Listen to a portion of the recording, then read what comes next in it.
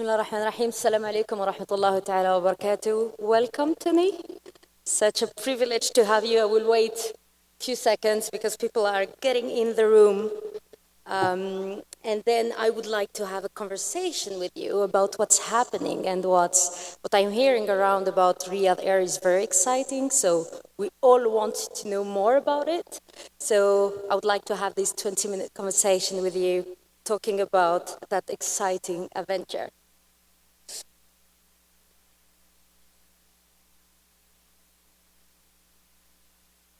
So let's start. And actually yesterday when I reached in the airport, I couldn't recognize anything. It's such an exciting moment now in Saudi. You can feel how it's vibrating, how it's growing, how it's changing overnight. It's really astonishing. And we heard about Riyadh Air a few months now back. And I just want you to tell us about Riyadh Air. What set it apart from airlines? We heard digital airline. Something is making it very special in the aviation. So I want to know more about it. Can you tell me a few words? What is Riyadh Air? Your Highness, Your Excellencies, ladies and gentlemen, first of all, thank you very much for giving me the opportunity to share a little bit about Tehran Al Riyadh.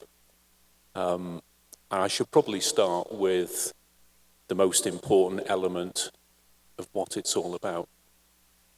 The brand is Riyadh. The brand is Riyadh. The brand is Riyadh. And it's taking through its new national carrier that brand proposition to over 110 countries by 2030, or 110 destinations, I should say, by 2030. I had the absolute privilege yesterday. I came back from Red Sea Global late last night with my colleagues from the Department of Tourism. And like so many of the other incredible destination attractions that are being established here in the kingdom, they're just absolutely incredible. It was stunning, and anybody who's not seen the imagery of Red Sea Global, please go onto social media, check it out. It blew me away. But the same as Alula, the same as Neom, I was there 2 weeks ago. Darya Gate here, just incredible. And there are many other wonderful examples. But for our citizens who will enjoy all of this amazing experience, there's also international guests. And in the future, Mr. and Mrs. Shanghai, Mr. and Mrs. New York, Mr. and Mrs. Frankfurt, the first impression they'll get, and of course in life you don't get a chance for a second impression, is in Shanghai, is in New York, is in Frankfurt, and it will be as they board Riyadh Air. And that's why our standards have to be the very highest. They're representing the brand of Riyadh, obviously the name of the capital city, the entrance, one of a number of really important entrances into the Kingdom of Saudi Arabia, all around the world, with an obsessional attention to detail with guest experience. We want to do that in a digital fashion that makes it so much easier to engage with us and give you a far better proposition in terms of service and hospitality. And we will be an environmental thought leader from the absolute get-go. So that'll be an input as opposed to something that we're trying to patch onto what we stand for as a new national carrier. That's really exciting, and I'm really counting on my colleagues from the KSA office to organize us a visit to those exciting places that Tony was telling me actually about outside. It seems very, very exciting, and I can't wait basically to visit them. So I just want to touch upon a few challenges, right? Because we knew before Saudi airline, now there is Riyadh Air. So how are you scaling up and at the same time building that new generation of professionals in the aviation sector, which is like very technical, and coming myself from the aviation sector, it's an industry of passionate people, right? So how you are building that new generation and at the same time scaling up and getting ready for Shanghai and New York? So it's an absolute privilege, an honor, and a pleasure for all of us within the Riyadh Air family to be involved in this super important mandate. And we feel the responsibility for the brand, as I've already said, the name of the city as well as its national carrier. We start with a blank sheet of paper, and in the world of commercial aviation, I think that's an absolute gift. And I say that because many legacy carriers have the challenges of traditional systems and traditional processes, all of which were there for good reason, but they're actually quite difficult to adapt, in particular to the digital age. And we go into this with a very clear understanding of what that brand proposition's about in terms of an obsessional attention to detail with digital, with environmental, and how we build that into everything that we do. So we will become active operationally mid-2025. That might sound like a long way away. In our line of business, it's almost like tomorrow morning. We have placed orders for 72 787 Dreamliners, which we're delighted about. We will place an order for narrow-body aircraft, and the internal product that we will reveal, we think will be as exciting as those external liveries. And we will reveal also that our cabin crew, the face of the brand, won't be wearing cabin crew uniforms. They'll wear cabin crew fashion. And soon we'll announce an absolute global A-lister as our haute couture fashion designer. So for those of you who've seen the movie Catch Me If You Can, you might remember that wonderful scene where DiCaprio's walking through the airport and everybody stops to look at them. Because back in those halcyon days of glamorous travel, TWA, Pan Am, it was glamour, it was grace, it was elegance, it was style, it was beauty. Jamila, it was beautiful. And what we want to do is represent the modernistic face of the kingdom through its brand of the capital city with its new national carrier, with all of those things. So this year's going to be a really exciting year for us. It's created a huge amount of excitement. And I should probably say, Reem, the one thing that surprised me more than anything else, if you go onto riyadhair.com, please do, if you've not already done so, and take a look at our careers pages. And it allows people who wish to be considered to join the Riyadh Air family, whether it's cabin crew, pilots, engineers, or what have you, to be able to post their details. In 9 months, we've had 1.1 million applicants. Incredible. If you'd have asked me a year ago, how many would I expected? I might have said 20,000. I had no idea. Astonishing. 1.1 million. I've no idea why, but if I was guessing to answer my own question, I'd probably say a combination of three things. Number one, the clarity of leadership from His Royal Highness. It's been decreed, and consequently, I think everybody, therefore, understands it's not might be, could be, should be. It's happening. Number two, I think the excitement around commercial aviation, which has always been around. And number three, it's a fresh, energetic brand. And the largest startup, probably since Qatar Airways, I think that's what makes it really exciting for people to want to be involved in this journey with us. That's absolutely astonishing, I have to say, and very, very exciting. Can't wait basically to see all of that. So I know, Tony, you are also passionate by sustainability. So I wanted to touch quickly upon that topic as well. And I want to understand how Riyadh Air, because you started from a fresh white pepper, right, is incorporating today environmentally friendly policies, practices within the operations and other areas. So what is your plan around sustainability?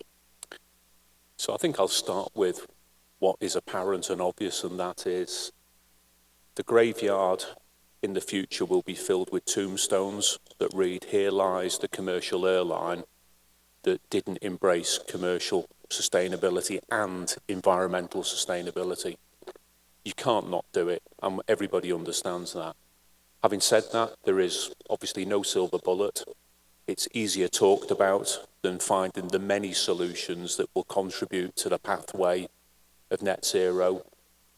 Understanding the fact that the physics of powered flight means that it's impossible anytime soon. So by definition, it'll be a combination of big ideas, medium-sized ideas, and lots of small ones, and probably ideas that nobody's even thought of at this point in time. This morning, I've literally just come from an induction program for new joinees. We do a lot of them, as you can probably imagine, half hour, and we talk about our values, and we talk about the proposition of the brand. It's about building them into the foundations from the get-go. And one of the members of the family this morning asked this very question. And rather than talking about SAF, sustainable aviation fuel, or LCAF, low carbon aviation fuel, or the fact that we have ordered the most modern aircraft, which are significantly more fuel efficient, what I explained is come to the world of small ideas and digital. Post-pandemic, I think we've all witnessed that we go into a restaurant, the paper menu of the past is seldomly there. It's at the QR code, it's the order on your device. Just use that as an example. Digital native, you will probably be able to use your handheld device for everything on board with us as a first going forward, one of which will be your meal choices and how you order both pre-boarding and on board. What that will do is not only give you better service, back to that obsessional standard of service excellence, but it will reduce waste. And a big part of it, obviously in the context of meals that are thrown away, it's weight, it's waste. So I use that simply as an example, not as a kind of thing I deliberately point to make it clear that they come in all shapes and sizes, and we'll be pursuing all of them. That's really exciting. I have to say, like, more you talk about it, and more really I want to see it, and I'm excited basically to see what's coming. So you touch upon the digital aspect of it. So I heard many expression, future of aviation, digital airline. So I want to touch that specific point, and I heard you once said it's not just an other airline. So I want basically to see if you could elaborate a little bit more on the vision and how Riyadh Air is approaching the innovation and technology in the aviation sector, which is an area that I know very well because this is what I was doing before in Etihad. So I'm really interested in that specific point. So I actually do want to make this sound like a Harvard case study, right? So I'm playing to the audience. Why not? It starts with the brand. The brand is Riyadh. The brand is Riyadh. The brand is Riyadh. It starts with a purpose statement. And our purpose statement, if I was holding this to you as the audience on a card, it would say, a digitally led business that enables travel. Now, because I'm an old guy, on my side, just to make sure I never get confused and you wouldn't see this, it would say, not to be confused with a conventional airline. Purpose statement, a digitally led business that enables travel. Now, we'll be fortunate in having probably the best satellite connectivity. We've put a lot of effort into the most modern antennae technology. And as a result of all of that, we'll look to have an onboard in-flight service and entertainment proposition that takes it to the next level. But let me perhaps come to the question you asked in a more purposeful way. God made us all different, and that's great. What makes the world such a wonderful place. We want to use the ability as we go through version releases, similar to the online order offer experience that you might see with noon.com or amazon.com. If we all switched on Amazon Now or Noon at the same time, all of the home pages would be different for all of us. And that's because it's a digital customer interaction that knows, for example, if on average I buy golf balls 4 times a year, and in the last 6 months I haven't, it's going to assume that either A, I've given up golf, B, I've got a lot better, implausible, or C, most likely I've started to buy them from somewhere else. So it's going to come up and pretty much say 15% discount or whatever special offer. In other words, it's customized using the digital interaction. Now, back to the fact that God's made us all different, what we want to do is use facial biometric, whereby your face is your passport, your face is your travel document, your face is your ticket, but your face is also your loyalty profile. So if you've interacted with us in that way, Reem, just like your banking app, whereas your face is your security, if you tell us you're left-handed on your profile, if you tell us perhaps you're lactose intolerant, when you come on board and sit down and we serve your lunch, we'll put your knives and forks the other way around. Why? Because we know who you are. And it'd be rude not to. And that's digital, but it's also about an obsessional attention to detail with guest experience. We'll reassure you that the meal contains no lactose. Why? Because we know it's you. So again, digital back to guest experience. And I already used the meal one earlier on in an example where we can use that if you've pre-ordered to make sure we've not packed too much, let's say, meat and fish, if what you've told us is you're vegetarian, so eliminating waste. So the whole digital journey, I think, allows things that are everyday normal in most on-ground experiences, particularly with our citizens here in the kingdom, where average age below 30 and has the #1 penetration of Apple iOS per capita in the world. By definition, the population is digitally native. Their lifestyle is managed through a digital interaction. Why shouldn't it be the same with the national carrier? That's amazing. So allow me to close this fantastic conversation with you that way, Tony. So some people in this group and the Harvard alumni knows that I'm also coming from the aviation industry where I spent more than 20 years of my life, and I serve under your leadership. And I have to say, and I wanted to publicly thank you for your astonishing leadership. Tony is a fantastic lead and supporter of women empowerment, and we just basically had the panel with women empowerment just before us, and Moody from Riyadh Air was participating to it as well. You are lucky to have him, and allow me to say as well, you influenced my own leadership style, and you have been a fantastic role model. And there is another lady as well in the room who have been influenced by you, and I just wanted to thank you for that. Thank you for being that leader. Thank you for being a fantastic role model, and I can't wait to see the purple bird in the sky, I have to say. So thank you all. Thank you, Tony. Thank you, Luke.